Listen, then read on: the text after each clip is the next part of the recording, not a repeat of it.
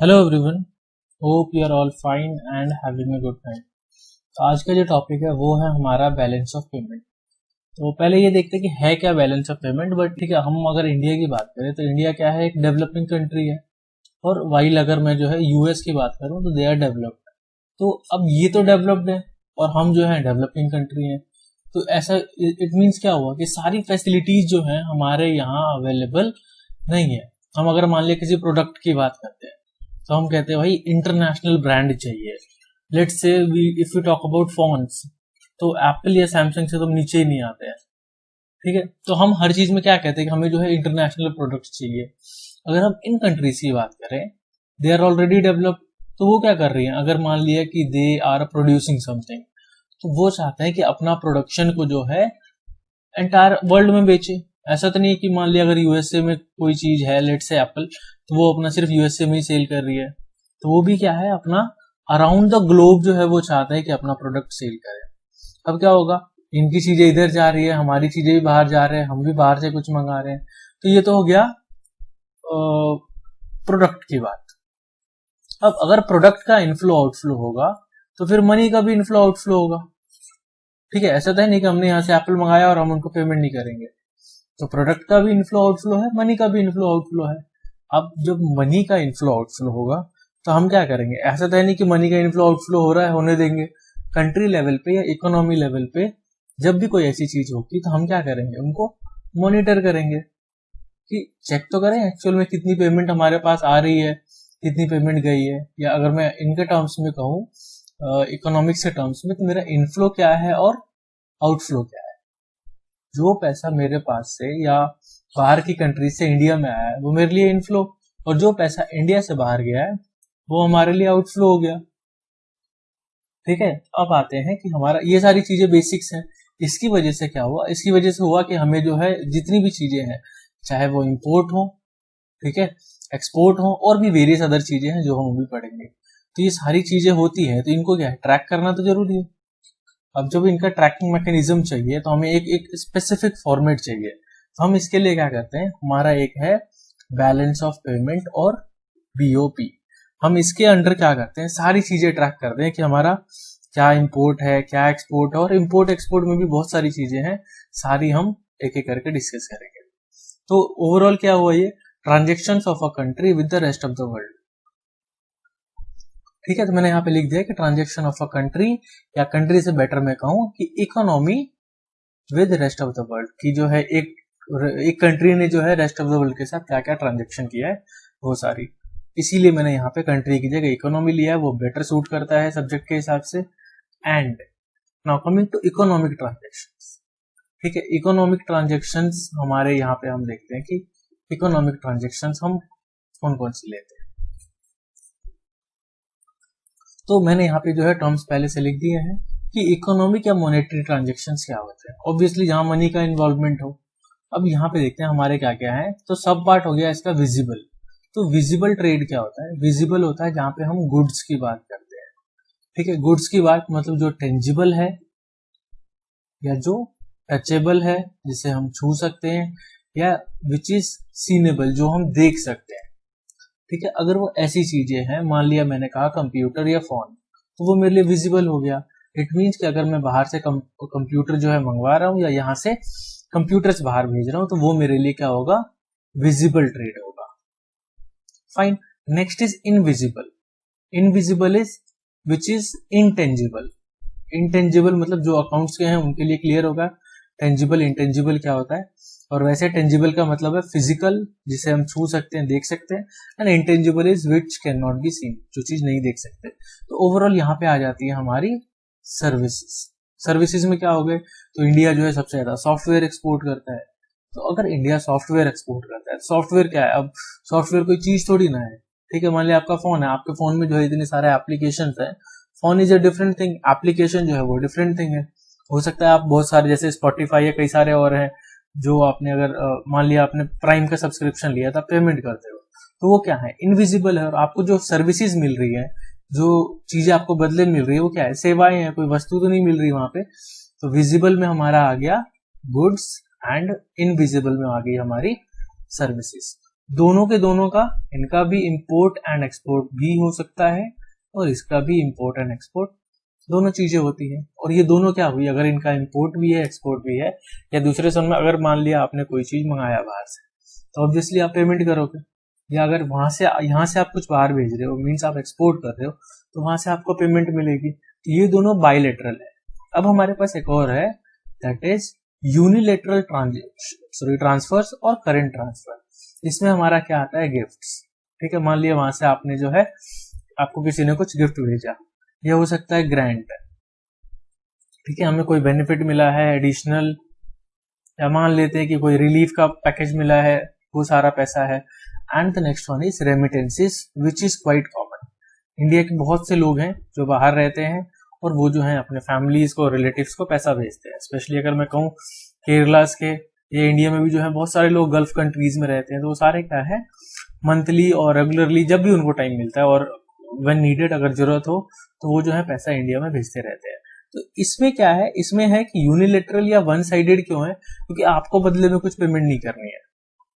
ठीक है, बट ये भी, हाँ, ये भी इनविजिबल है। अगर मैं यहाँ पे लिखना चाहूँ, this is also invisible, but ये यूनिलेटरल है क्योंकि आपको बदले में कुछ नहीं भी सेंड करना है। तो ये हो गया हमारा इकोनॉमिक या मॉनेटरी ट्रांजेक्शन के 3 पार्ट हो गए, विजिबल, इनविजिबल एंड करेंट और यूनिलेटरल ट्रांजेक्शंस। ठीक है, ना यहाँ पे क्या किया मैंने, इन तीनों को हमने एक साथ समझा है। इसका 4th पार्ट भी है और वो है हमारा कैपिटल ट्रांसफर्स। ठीक है, 4th मैंने अलग से इसलिए किया है कि जो हम नेक्स्ट इसके बाद करेंगे वहां पे हम पढ़ेंगे इन तीनों का नेचर एक जैसा है और इसका नेचर जो है वो टोटली डिफरेंट है, इसीलिए हमने इसको यहाँ पे लाइन से मैंने सेपरेट करके तब लिखा है। अब यहाँ पे क्या आता है हमारा कैपिटल ट्रांसफर्स में, अगर हम कैपिटल ट्रांसफर की बात करें तो इसमें हमारा आएगा international sale and purchase of financial assets. अब ये फाइनेंशियल असेट्स कौन सी होती हैं, फाइनेंशियल असेट्स हो गई हमारी, मान लिया आपने क्या किया है, वहां पे शेयर्स परचेज कर लिए, या वहां पे आपने बॉन्ड में पैसा लगा दिया, और ये भी हो सकता है डिफरेंट टाइप्स के, वहां पे आपने जो है एक अलग से इन्वेस्टमेंट कर दिया है, means investment in bonds and shares. तो ये सारे आपके फाइनेंशियल असेट्स हैं, जो कि क्या होंगे आपके, इसमें नहीं कवर होंगे विजिबल ट्रेड में या इनविजिबल ट्रेड में, क्योंकि आप इंपोर्ट एक्सपोर्ट कुछ नहीं कर रहे हो, आपने वहां परचेज किया हुआ है। ठीक है, तो वो हमारा कैपिटल ट्रांसफर, या वो जो है फाइनेंशियल असेट्स जो होंगे सारे हमारे, वो कैपिटल ट्रांसफर के पार्ट है। एंड जो स्पेशली कॉमर्स के स्टूडेंट है, प्लीज कैपिटल ट्रांसफर मतलब ये मत समझ लेना कि जो आप नॉर्मली कैपिटल और रेवेन्यू में समझते हो। कैपिटल ट्रांसफर का मतलब बिल्कुल भी नहीं है कि हम कैपिटल असेट्स की बात कर रहे हैं या लॉन्ग टर्म असेट्स की बात कर रहे हैं, ये चीज बिल्कुल भी नहीं है। ठीक है, कैपिटल ट्रांसफर का नॉर्मल, अगर मान लिया हम कोई फोन वगैरह मंगाते हैं तो वो भी विजिबल ट्रेड है। अगर आप प्लांट, मशीनरी, ये सारी चीजें मंगा रहे हो, सॉरी मशीनरी मंगाया आपने, तो वो सारा का सारा विजिबल में ही आएगा। प्लीज उनको कैपिटल में डालने की गलती मत करना। तो आगे बढ़ने से पहले मैं आपका वापस से एक बार रिकैप करा देता हूँ।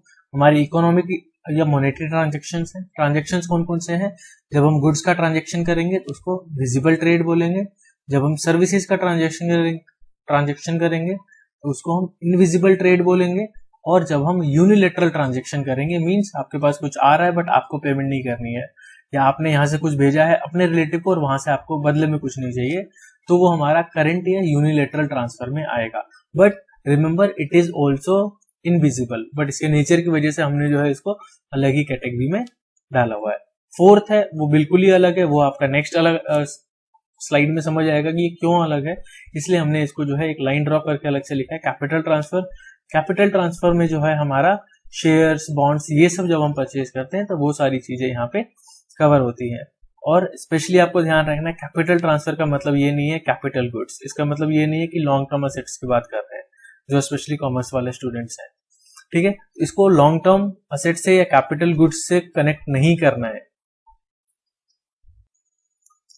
इससे पहले जो हमने कवर किया अभी तक वो था इकोनॉमिक ट्रांजेक्शन्स, कि हमारे ट्रांजेक्शन्स किस किस टाइप्स के होते हैं। अब क्या किया है हमने, ट्रांजेक्शन को कौन कौन सी कैटेगरी में रखा है वो देखते हैं। तो फर्स्ट इज हमारा करेंट अकाउंट, और हमने वहां पे जो चीजें पढ़ी हैं वो लिखता हूँ। एक था विजिबल ट्रेड, एक इनविजिबल ट्रेड, एंड थर्ड जो था वो हमारा करंट ट्रांसफर। या आप यूनिलेटरल ट्रांसफर्स को कह लो। इसके बाद फोर्थ में मैंने इसीलिए लाइन ड्रॉ किया था क्योंकि ये तीनों जो है ना, ये तीनों मिलके मेरे करंट अकाउंट का पार्ट होते हैं। ठीक है, तो विजिबल में तो हमें पता ही है कि import and export of goods only. ठीक है, फिजिकल चीजों का। इनविजिबल में अब हमारे पास यहां से दो ऑप्शंस हैं। ठीक है, तो इनविजिबल में देखते हैं हमें दो ऑप्शंस कौन कौन से हैं। तो एक है मेरा फैक्टर एंड एक है नॉन फैक्टर। बट इसमें आएंगी क्या क्या वो चीजें देखो। तो फैक्टर में मेरा क्या क्या आएगा, आपने मान लिया बाहर इन्वेस्टमेंट किया है। ठीक है, आप अगर बाहर कहीं इन्वेस्टमेंट करते हो तो उससे क्या क्या आएगा, आपका प्रॉफिट आएगा। ठीक है, हो सकता है आपका रेंट भी आए, डिपेंड करता है आपने किस टाइप का इन्वेस्टमेंट किया है। हो सकता है आपका डिविडेंड आए, और हो सकता है आपका जो है इंटरेस्ट आए। ये चार चीजें हो सकती हैं आपकी। और अगर मान लेते हैं इसी में हमारा क्या हो जाता है, हमारे पास सैलरीज भी आ जाती है। ठीक है, या जिसको अगर हम टर्म यहाँ पे यूज करें तो वो हमारा आता है कंपेंसेशन टू एम्प्लॉइज। ये सारा फैक्टर में आ गया। क्यों? क्योंकि ये तो प्रोडक्शन से या डायरेक्टली वर्क से रिलेटेड है। नॉन फैक्टर में देखते हैं क्या है। अब इंटरनेशनल ट्रेड है, इतनी सारी चीजें वहां पे होती है। तो नॉन फैक्टर में कौन कौन सा है, अगर हम देखते हैं इंटरनेशनल ट्रेड में क्या है, बिना शिपिंग के काम कैसे होगा। अगर आप कोई चीज बाहर भेजोगे या वहां से इंपोर्ट करोगे तो शिपिंग चाहिए आपको। और इंश्योरेंस भी इक्वली इंपॉर्टेंट है, क्योंकि अगर आपका इंश्योरेंस नहीं हो रखा है तो आपके मान लिया आपका जो है लॉस हो गया तो भरपाई कैसे कवर करोगे। ठीक है, तो इंश्योरेंस भी इक्वली इंपॉर्टेंट है हमारा। सिमिलरली आपने जो भी चीज बिजनेस कर रहे हो, अगर आपका एक प्रॉपर बैंकिंग सिस्टम नहीं है तो आप पेमेंट कैसे करोगे। पेमेंट के लिए आपको एक सेफ मोड चाहिए, तो वो बैंकिंग आपको प्रोवाइड करेगा। एंड सिमिलरली अगर मैं इसमें और भी लिखना चाहूँ, टूरिज्म हो जाएगा, क्योंकि आजकल देखते हैं इतने सारे बिजनेस ट्रिप लगते हैं, वहां से आते हैं यहाँ पे कुछ दिन रहते हैं, देखते हैं कि कैसा माहौल है, देन दे डिसाइड कि हमें इन्वेस्ट करना है या नहीं करना है। तो इतना आसान तो कुछ भी नहीं है। तो हमने क्या किया, ये हमारे सारे करंट अकाउंट में आते हैं। मतलब इनविजिबल में क्या होगा, इंपोर्ट होगा तो चीजें हम मंगाएंगे, बदले में पैसे जाएगा, मीन्स आउटफ्लो होगा। एक्सपोर्ट होगा तो हम चीजें बाहर भेज रहे हैं बट हमें तो कैश से मतलब है या मनी से मतलब है, तो वो हमारा इनफ्लो होगा और हमारे पास पैसा आएगा। ऐसे ही इनविजिबल में क्या है, अगर इन्वेस्टमेंट, सैलरीज और let's say profit, rent, dividend, इनमें से कुछ भी अगर हम पे कर रहे हैं तो वो हमारे लिए आउटफ्लो होगा। बट हमने कहीं बाहर इन्वेस्ट किया है, हमारे पास पैसे आ रहे हैं, तो वो हमारे लिए इनफ्लो होगा। सिमिलरली इन सब में भी हो सकता है यही चीज, शिपिंग, इंश्योरेंस एंड बैंकिंग में अगर हम पे कर रहे हैं ये सारी कॉस्ट, ठीक है, और हम पे कर रहे हैं तो हमारे लिए आउटफ्लो है।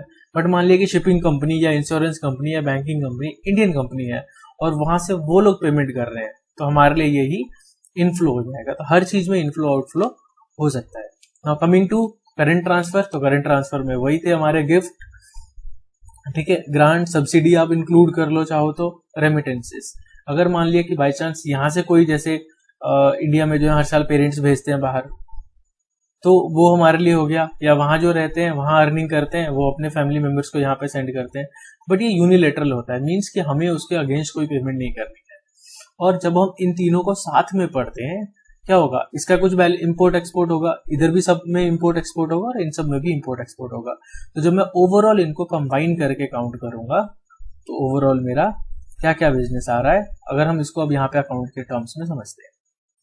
ठीक है, हम क्या करते हैं, करंट अकाउंट बनेगा हमारा, तो एक साइड डेबिट होगी। अगर मैं मान लिया कि यहाँ करंट अकाउंट बनाता हूँ और ये मेरा क्रेडिट साइड है एंड ये मेरा डेबिट साइड है। तो जितना भी मेरा इनफ्लो होगा, जितना भी मेरे पास पैसा आएगा वो मैं इनफ्लो में दिखाऊंगा, और जितना भी मेरे पास से पैसा जाएगा वो मेरा आउटफ्लो है और उसको मैं डेबिट साइड में दिखाऊंगा। क्योंकि मान लिया हमें सारी चीजें रिकॉर्ड करनी है तो एक प्रॉपर सिस्टम में रिकॉर्ड करनी है, सारा मिक्स करके तो लिख नहीं सकते। जो जिस अलग अलग नेचर का है तो उनको अलग अलग रिकॉर्ड करेंगे। तो इसमें सारा मेरा इनफ्लो आ गया और यहाँ पे आउटफ्लो आ गया। मैं दूसरे टर्म्स में भी लिख सकता हूँ, जब भी मेरे पास रिसीट आएगा, मीन्स मेरे पास पैसा आ रहा है, तो मैं क्रेडिट में लिखूंगा, और जब भी मेरे पास से पेमेंट बाहर जा रही है तो मैं इसको डेबिट में लिखूंगा। और इन सब का जो बैलेंस आएगा, ठीक है, ऐसा तो नहीं है कि सारा का सारा जो है खत्म ही हो जाएगा या जीरो बैलेंस आएगा। तो हम यहाँ पे कह रहे थे कि मेरे पास टोटल पैसा जो बचेगा, तो क्या होगा, मेरे पास हमेशा ये इक्वल नहीं होते हैं और एक्चुअल में इक्वल होते भी नहीं है। ठीक है, एग्जैक्ट कैसे मैच करेगा? आप इतनी बड़ी कंट्री है, इतने अलग अलग बिजनेसेस जा रहे हैं, ठीक है, ह्यूमन मतलब इंडिविजुअल लेवल पे मान लिया मेरा खुद का बिजनेस है, वो कर रहे हैं, गवर्नमेंट कर रहे हैं, कंपनीज कर रही हैं, फर्म्स कर रही हैं, तो एग्जैक्ट मैच तो कभी नहीं होता वैसे तो, ठीक है। तो सरप्लस कब होगा? सरप्लस कब होगा? जब मेरा जो है credit side is greater then debit side, या दूसरे टर्म में जब मेरा इनफ्लो जो है ज्यादा होगा आउटफ्लो से, या जब मेरा रिसीट ज्यादा होगा पेमेंट से, उस केस में मेरा सरप्लस करेंट अकाउंट होगा। और ऐसे ही डेफिसिट करेंट अकाउंट मेरा कब होगा, या current account means deficit balance in current account कब होगा? When debit side is greater than credit side, या when outflow is greater than inflow, या when payment is greater than receipt. तो ये हमारा सरप्लस, डेफिसिट और बैलेंस्ड होगा जब इक्वल होते हैं, बट एक्चुअल में रियल सिनेरियो में हमारा कभी भी इक्वल नहीं होता है। तो हम जितने भी अकाउंट्स पढ़ेंगे, जितने भी अलग अलग पढ़ेंगे, हर एक में सरप्लस डेफिसिट हो सकता है। सिर्फ इस वाले में भी अगर मैं मान ले कहता हूँ कि इस वाले पार्ट में, तो इसका खुद का भी सरप्लस डेफिसिट हो सकता है अगर मैं इसके इंपोर्ट एक्सपोर्ट की बात करूँ। अगर मैं यहाँ पे देखूँ कि net factor income from abroad और net factor income to abroad, कि बाहर कितना पैसा गया है, कितना आया है, तो वहां पे भी चेक कर सकता हूँ। और यहाँ पे तो है हमारा, अगर मैं इसकी बात करूं तो सिर्फ विजिबल के लिए हमारा अलग से भी एक कैटेगरी है, उसको हम बोलते हैं बैलेंस ऑफ ट्रेड। वहां पे हम सिर्फ export and import of physical goods लेते हैं, जो चीजें हमें दिखाई देती है। इनका एक अलग से टर्म आ गया बैलेंस ऑफ ट्रेड। ये क्या करता है? ये सिर्फ इस वाले पार्ट को हैंडल करता है, ठीक है। इसका खुद का भी डेफिसिट होगा। अगर मेरा डेफिसिट कब होगा? जब मेरा इंपोर्ट ज्यादा है एक्सपोर्ट से, अगर मैंने मंगाया ज्यादा है और बाहर भेजा कम है तो मेरा डेफिसिट है। इसमें भी सरप्लस होगा। इसमें सरप्लस कब होगा? जब मैंने एक्सपोर्ट ज्यादा किया है, इंपोर्ट कम किया है। और ये भी बैलेंस्ड हो सकता है हमारा जब दोनों इक्वल होंगे, बट रियल लाइफ सिनेरियो में एक्चुअल में होते नहीं है। ये हमारा बैलेंस ऑफ ट्रेड होता है। बैलेंस ऑफ ट्रेड जो है जस्ट एक छोटा सा पार्ट है। बैलेंस ऑफ पेमेंट हम पढ़ रहे हैं, वो सारा का सारा पार्ट है।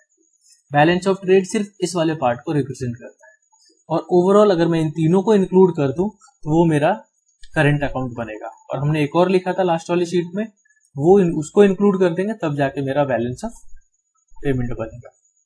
और हर लेवल पे अगर मैं मान लिया सिर्फ करंट ट्रांसफर पे देखूं तो यहाँ भी मेरा सरप्लस डेफिसिट हो सकता है।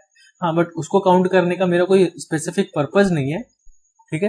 बट उस लेवल पे भी होगा कि हमारे पास बाहर से आया कितना पैसा है, हमने बाहर भेजा कितना है। बट बेसिकली जो पढ़ना है वो हमें बैलेंस ऑफ ट्रेड में सरप्लस डेफिसिट पढ़ना है, एंड करंट अकाउंट में भी सरप्लस डेफिसिट हमें पढ़ना है, ठीक है। ये हमारा ओवरऑल जो है करंट अकाउंट था। इसके बाद हम अपने नेक्स्ट पार्ट पे आते हैं, दैट इज कैपिटल अकाउंट, ठीक है। नेक्स्ट इज कैपिटल अकाउंट, जो हमने फोर्थ वाला पार्ट पढ़ा था, जहां पे हमने क्या लिखा था, यहाँ पे अगर मैं वो चीज फिर से लिख दूं, दैट इज फाइनेंशियल एसेट्स, ठीक है। मैं शॉर्ट में साइड में लिख दे रहा हूँ, शेयर्स, बॉन्ड या और भी हमारे बहुत सारे चीज होते हैं। इसके कंपोनेंट्स देखते हैं हम, किस किस कंपोनेंट्स की यहाँ पे बात करते हैं। तो फर्स्ट वन इज बोरोइंग्स, ठीक है। बोरोइंग्स या मीन हम बोरोइंग्स लिखते हैं, उसका मतलब ये भी होता है लेंडिंग्स। बोरोइंग्स क्या हो गया? या तो आपने बाहर से बोरो किया है, या आपने आप या बाहर जो है लोगों ने या कंपनीज ने या गवर्नमेंट ने आपसे बोरो किया है। इसमें हमारा जो है कंपनीज भी आ सकती हैं, गवर्नमेंट खुद भी इन्वॉल्व हो सकती है। जब क्या होगा, कंपनीज आएंगी तो वो प्राइवेट ट्रांजेक्शन होगा, और गवर्नमेंट इन्वॉल्व होगी तो ऑफिशियल ट्रांजेक्शन वो हमारा हो जाएगा। तो बोरोइंग्स क्या है? अगर मान ले मैं बाहर से बोरो करता हूँ तो मेरे लिए बोरोइंग है, वो लोग बोरो कर रहे हैं तो वो उनके लिए बोरोइंग है। तो हम इसीलिए एक ही टर्म में वो चीज चल सकता है। बट अदरवाइज आप ये चाहते हो, जब उन्होंने बोरो किया है, आप उसको लेंडिंग कहना चाहते हो तो लेंडिंग कहते हो, ठीक है। ये तो हमारा हो गया फर्स्ट पार्ट, बोरोइंग्स। अब बोरोइंग्स में क्या है, हमारे दो कंपोनेंट्स हैं।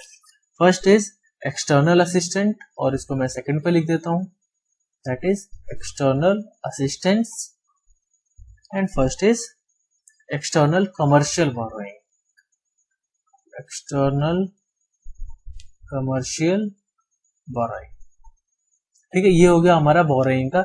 इसमें क्या है, अगर मैं कहूँ एक्सटर्नल कमर्शियल बोरोइंग, नाम में ही आ रहा है एक्सटर्नल, तो आप क्या है कहीं से भी ये चीज बोरो कर लो, मींस इंटरनेशनल मार्केट में आप कहीं से भी बोरो कर सकते हो। उसमें क्या है, आपका फिक्स्ड रेट ऑफ इंटरेस्ट आपका लगेगा, ठीक है। फिक्स रेट ऑफ इंटरेस्ट, जो भी मार्केट रेट ऑफ इंटरेस्ट है, आप जितना पैसा चाहते हो बोरो कर लो, और जो भी आपका फिक्स रेट ऑफ इंटरेस्ट लगेगा वो आपको पे करना है। एक्सटर्नल असिस्टेंस में क्या है, नाम में ही आ रहा है एक्सटर्नल असिस्टेंस या हेल्प। इसमें क्या है, मान लिया आप जो है वर्ल्ड बैंक से पैसा ले रहे हो, आप IMF से पैसा ले रहे हो, तो आपको क्या होगा, कंसेशनल रेट पे मिल जाएगा, ठीक है। या दूसरे आप गवर्नमेंट से भी ले रहे हो तो मान लिया अलग अलग कंट्रीज हैं, अलग अलग कंट्रीज को अलग अलग रेट्स पे देती हैं, तो वो आपका कंसेशनल रेट पे आ जाएगा, ठीक है। और ये दोनों क्या हो गए, हमारे बोरोइंग्स के पार्ट हो गए। और इनमें क्या होगा, मान लिया पहले जो हमने 3 चीज पढ़े थे उसमें क्या है, हमारा असेट्स या लाइबिलिटी पे कोई इंपैक्ट नहीं पड़ता है। आपने कुछ परचेज किया, बदले में पेमेंट कर दी, ठीक है, या आप नहीं भी किए हो तो नेक्स्ट मंथ कर दोगे, उससे नेक्स्ट मंथ कर दोगे। इन सब में क्या है, फ्यूचर क्लेम्स आ जाते हैं, ठीक है, जब भी हम कैपिटल अकाउंट की बात करते हैं। तो यहाँ पे क्या है, सारे फ्यूचर क्लेम्स जनरेट हो जाएंगे। क्यों, आपने बोरो किया तो आज थोड़ी ना पे करोगे। लोग कितने, मतलब कंट्रीज जो है या कंपनीज कितने कितने सालों में पे करती हैं, तो इसीलिए हम कहते हैं कि यहाँ पे जो है फ्यूचर क्लेम्स बोरो हो जाए, मतलब जो है जनरेट हो जाते हैं। सो बोरोइंग और लैंडिंग हो गया हमारा first part. Second is foreign investment,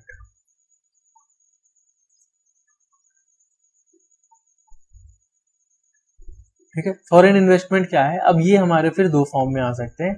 one is FDI, other is FII, ठीक है, या इसको हम पोर्टफोलियो इन्वेस्टमेंट भी कहते हैं। अब ये चीजें क्या है वो देखते हैं। मान लिया आपने क्या किया, अब जैसे हम इंडिया में देखते हैं कि इंडिया में जो वॉलमार्ट की दुकानें हैं या मैकडी है, तो उन्होंने क्या किया, मान लिया एक बार के लिए मैंने मैकडी लिखा, उन्होंने अपने जो है यहाँ पे ओपन कर रखे हैं शॉप्स, तो वो नाम भी अपना यूज कर रहे हैं, ऑनरशिप भी उन्हीं के पास है और इन्वेस्टमेंट भी उन्होंने किया, तो वो फॉरेन डायरेक्ट इन्वेस्टमेंट है। मींस कि बाहर की कंपनीज जब हमारे यहाँ डायरेक्टली इन्वेस्ट करती है तो वो हमारा फॉरेन डायरेक्ट इन्वेस्टमेंट हो गया। और पोर्टफोलियो या FII क्या है, ये हमारा ये है फॉरेन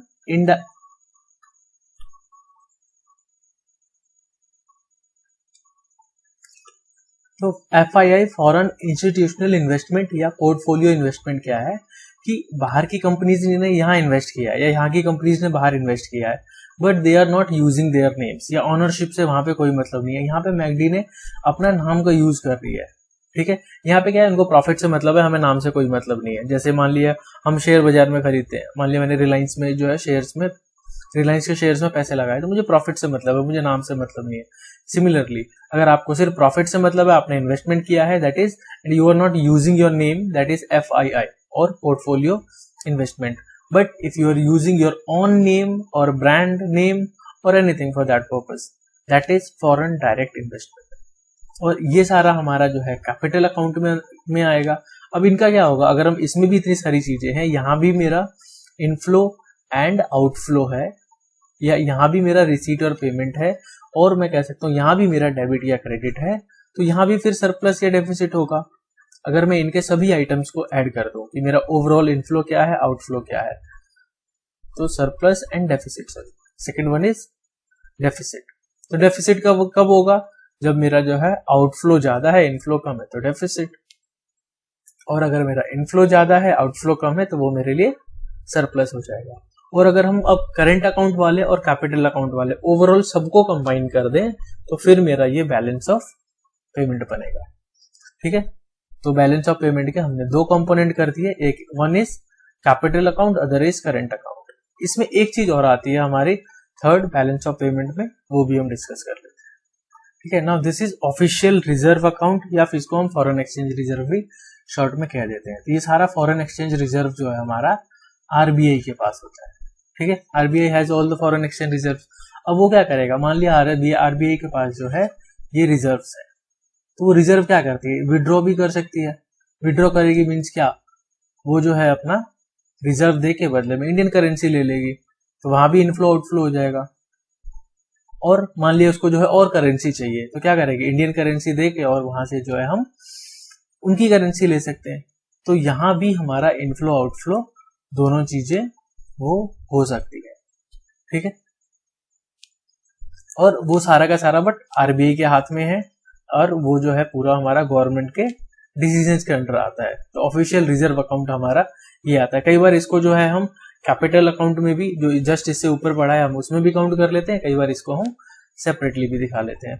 और जब ये तीनों चीजें हमारी कंबाइन होगी, इन तीनों के इनफ्लो एंड आउटफ्लो को ठीक है, ये मैं रफली ऐसे लिख दे रहा हूँ।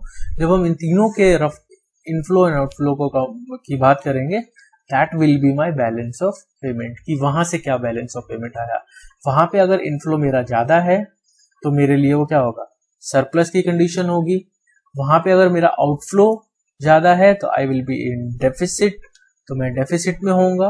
और इक्वली तो नॉर्मली होते नहीं है वो, ठीक है, तो बैलेंस तो हम कह ही नहीं सकते कि होते हैं। और जो फर्स्ट वाला था कैपिटल वाला, इसमें भी 3 पार्ट्स थे, और जो उसमें एक था पहला वाला सिर्फ हमारा विजिबल वाला, वहां पे हमारा आता है बैलेंस ऑफ ट्रेड। तो बैलेंस ऑफ पेमेंट बहुत बड़ी चीज है, बैलेंस ऑफ ट्रेड जो है उसके सामने वो तो बस एक छोटी सी बात है। और यहाँ पे सिर्फ हम फिजिकल गुड्स की ही बात करते हैं, ठीक है। तो कई बार क्वेश्चन भी आ जाता है differentiate between balance of trade and balance of payment. तो बैलेंस ऑफ ट्रेड तो बहुत छोटी सी चीज है। बैलेंस ऑफ ट्रेड में मान लिया अगर मेरा यहाँ पे डेफिसिट आ भी जाता है एक बार के लिए, ठीक है, कि यहाँ पे मेरा जो है एक्सपोर्ट ज्यादा हो गया, तो वो इससे कवर हो सकता है क्योंकि ये बहुत बड़ी चीज है, ठीक है। बट इसका बैलेंस मतलब अगर मान लिया यहाँ पे मेरा डेफिसिट है, ये तो उसका एक छोटा सा पार्ट है, इसके बैलेंस में अगर पॉजिटिव भी है तो उससे कोई इंपैक्ट पड़ेगा नहीं। आपको ध्यान रखना, balance of trade is this, balance of payment is this. सिर्फ एक पार्ट था तो वो करंट अकाउंट, और करंट में भी जितने हैं हर एक का खुद का बैलेंस हो सकता है, तो हर एक के खुद के भी जो है डेफिसिट और सरप्लस हो सकते हैं। ऐसे ही हमारा सेकंड कैपिटल वाला था, और थर्ड हमारा जो है ऑफिशियल रिजर्व अकाउंट है। तो ये सारी मिलकर मेरा बैलेंस ऑफ पेमेंट बनती है। So all the best and have a good day.